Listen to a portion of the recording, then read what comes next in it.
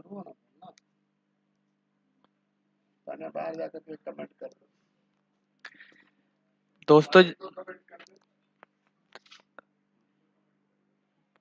आज हम class 12th Indian economic development के कुछ मोस्ट इम्पोर्टेंट क्वेश्चन देखने वाले हैं।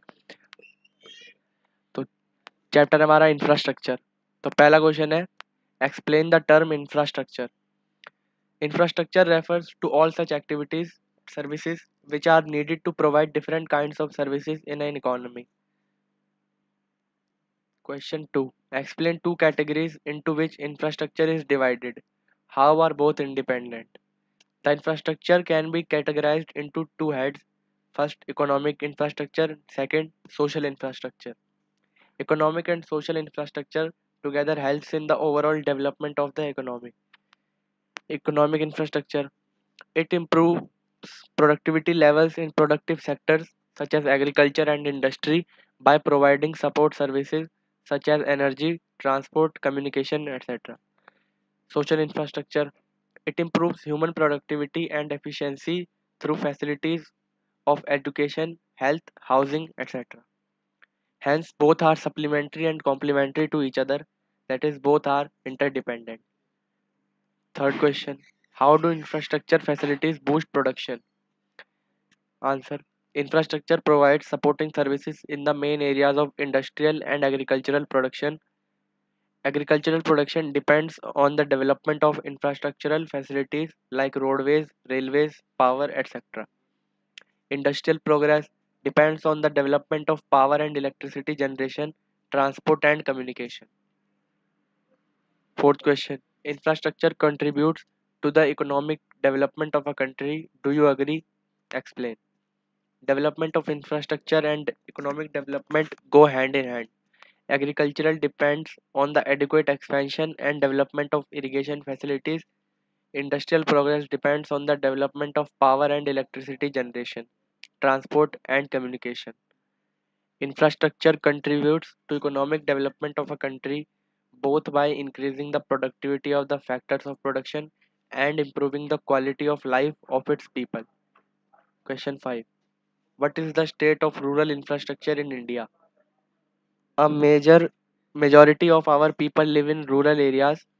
Despite so much technical progress in the world, rural women still use biofuels such as crop residues, dung, and fuel wood to meet their energy requirements.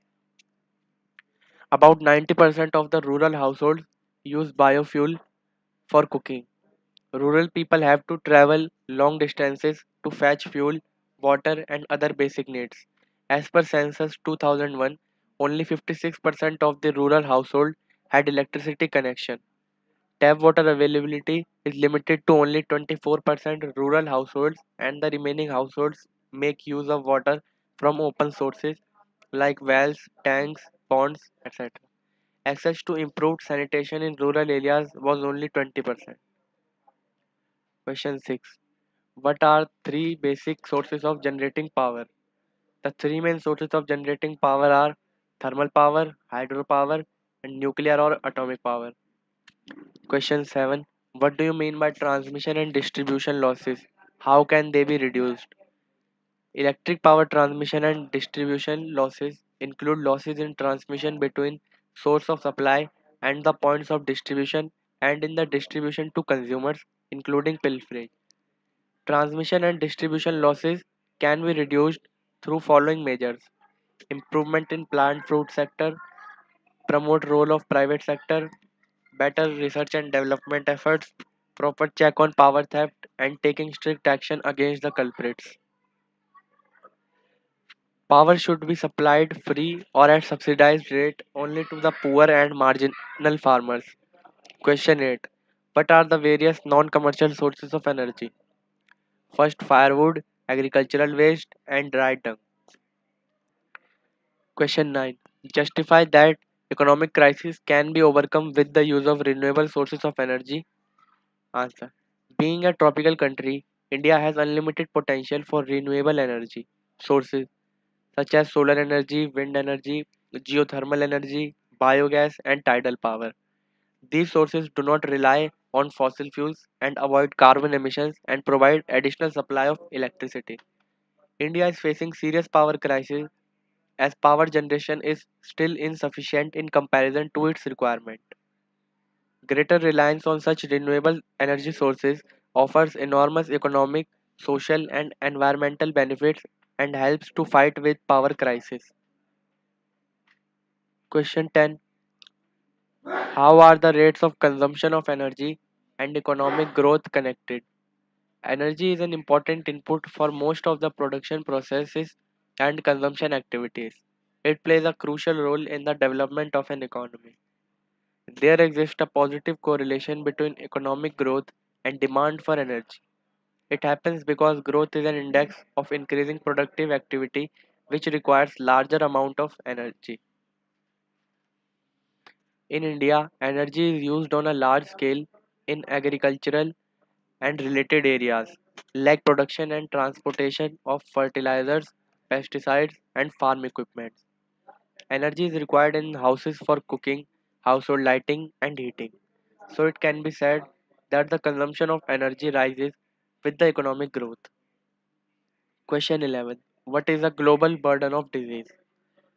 Global burden of diseases is an indicator used by experts to measure the number of people dying prematurely due to a particular disease as well as the number of years spent by them in a state of disability owing to the disease.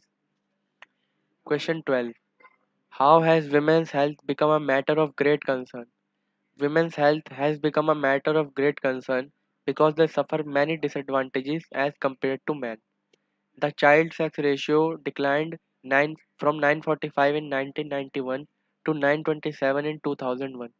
It indicates growing incidence of female feticides in the country.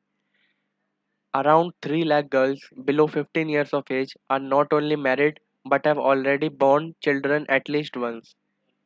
More than 50% of married women between the age group of 15 and 49 have anemia and nutritional anemias caused by iron deficiency, which has contributed to 19% of maternal deaths.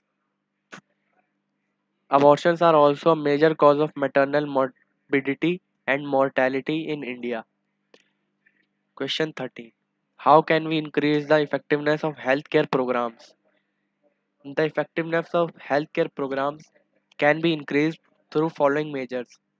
First, accessibility and affordability needs to be integrated in our basic health infrastructure. Second, all citizens can get better health facilities if public health services are decentralized. Third, telecom and IT sectors can play an important role in providing the health process in the economy. Fourth, the effectiveness of healthcare programs rests on primary healthcare, so serious steps should be taken to improve them.